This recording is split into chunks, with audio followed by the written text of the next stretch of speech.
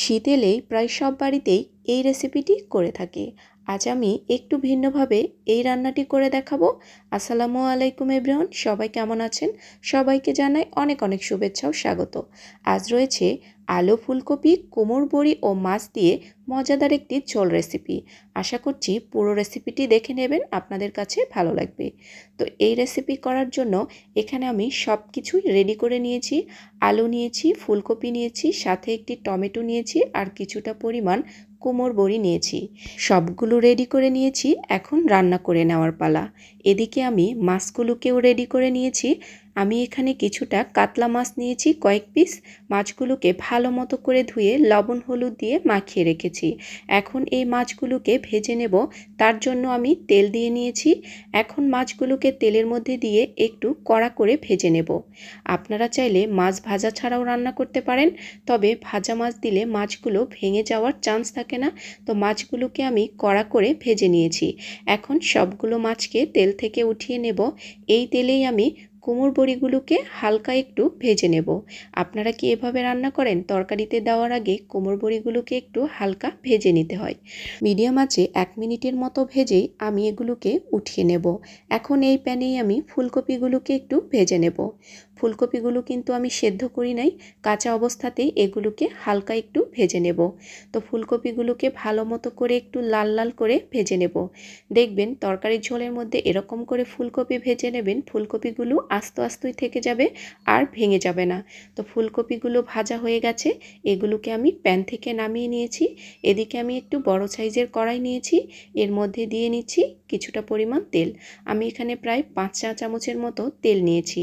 এখন দিয়ে নিচ্ছি কিছুটা পরিমাণ পেঁয়াজ কুচি। এখানে পেঁয়াজের কোনো পরিমাণ নেই, আপনার যতটুকু ইচ্ছা ততটুকুই এখানে ব্যবহার করতে পারেন।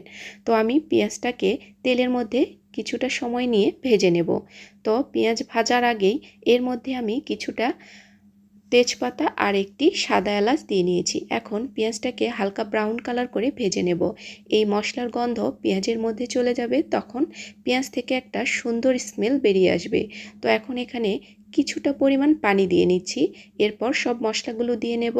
লবণ, হলুদের গুঁড়ি, লাল মরিচের গুঁড়ি আর দিয়ে নিচ্ছি আদা রসুনের পেস্ট। আমি এখানে সবগুলোই 1 টেবিল চামচ করে ব্যবহার করেছি। এখন মশলাটাকে প্রায় 3 থেকে 4 মিনিটের মতো রান্না করে নেব, যাতে মশলার কাঁচা গন্ধটা না থাকে। তো মশলাটা ভালো মতো করে কষানো হয়ে গেছে। এখন এর মধ্যে আমি কেটে ধুয়ে রাখা আলুগুলোকে দিয়ে নেব। আলু দেওয়ার পরেই এগুলোকে আরও কিছুক্ষণ নাড়াচাড়া করে নেব, বেশিক্ষণ না, 1 মিনিটের মতো মশলাগুলোর সাথে আলুগুলোকে ভালো মতো করে মিশিয়ে নিয়ে এখানে বেশ কিছুটা পরিমাণ পানি দিয়ে নিয়েছি। আমি এখানে 1/2 কাপ পরিমাণ পানি দিয়ে নিচ্ছি আলুটাকে সেদ্ধ করার জন্য। তো 1/2 কাপ পরিমাণ পানি দিয়ে এরপর ঢাকনা দিয়ে দেব 5 মিনিটের মতো মিডিয়াম আঁচে। 5 মিনিটের মধ্যে আলুগুলো একদম সেদ্ধ হয়ে যাবে। তো 5 মিনিট বাদেই ফিরে আসছি। তো 5 মিনিট পরে দেখুন একদম পানিগুলো শুকিয়ে গেছে এবং আলুটাও সেদ্ধ হয়ে গেছে। এখন এগুলোকে একটু নাড়াচাড়া করে উল্টিয়ে পাল্টিয়ে নিচ্ছি। কালারটা দেখেই বুঝতে পারছেন যে অনেক সুন্দর একটা কালার এসেছে। এখন দিয়ে নিচ্ছি ভেজে রাখা ফুলকপিগুলোকে। তো ফুলকপিগুলো কিন্তু এখানে হালকা সেদ্ধ হয়ে গেছে। এখন আলুর সাথে একটু ভালো মতো করে কষিয়ে নিতে হবে।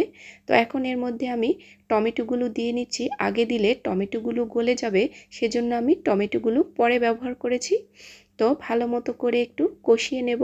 এরপর আরও কিছুটা পানি দিয়ে নিচ্ছি, যেহেতু ফুলকপিগুলো কিন্তু পুরোপুরি সেদ্ধ করা নাই।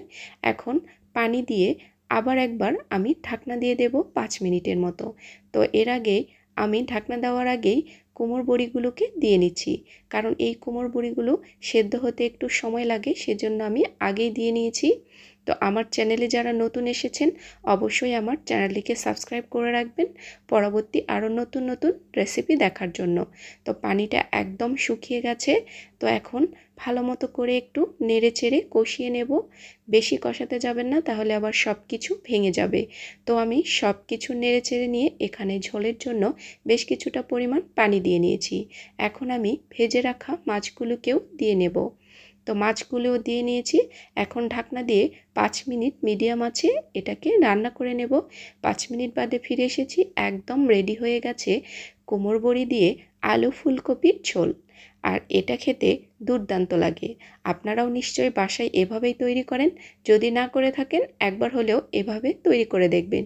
ফুলকপিগুলো আস্ত থাকবে, খেতেও ভীষণ মজা। তো আজকের রেসিপিটি ভালো লেগে থাকলে অবশ্যই কমেন্টস করতে ভুলবেন না। এই পর্যন্তই। আল্লাহ।